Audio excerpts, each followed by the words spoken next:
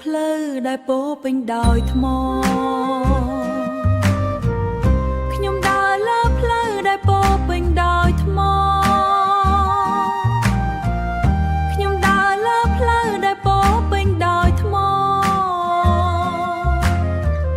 ព្រះពុទ្ធជាពន្លឺបំភ្លឺផ្លូវឲ្យខ្ញុំព្រះធម៌ជាទឹកត្រជាក់លាងជម្រះចិត្ត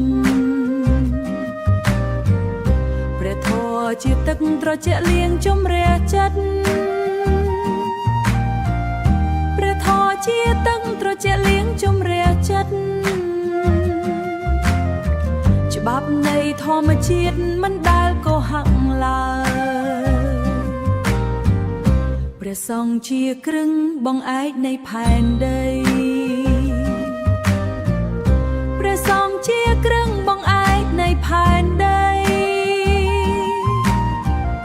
ព្រះសង្ឃជាគ្រឹងបង្អែកនៃផែនដី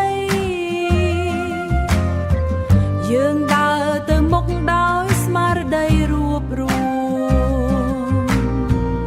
ពុទ្ធមសរណំ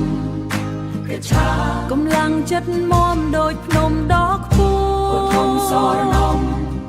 កច្ឆាលើនេះវែងឆ្ងាយតែចិត្តមិននឿយពុទ្ធមសរណំសង្គមសរណំកច្ឆាយើងជាម្ចាំងលើវាសនាខ្លួនឯងដេកសាច់ក្តៅហើយមិនអាចខាត់ជើងបានដេកសាច់ក្តៅហើយមិនអាចខាត់ជើងបានដេកសាច់ក្តៅហើយមិនអាចខាត់ជើងបានត្រៃរតនៈនាំយើងឆ្លងទុកសមុទ្រ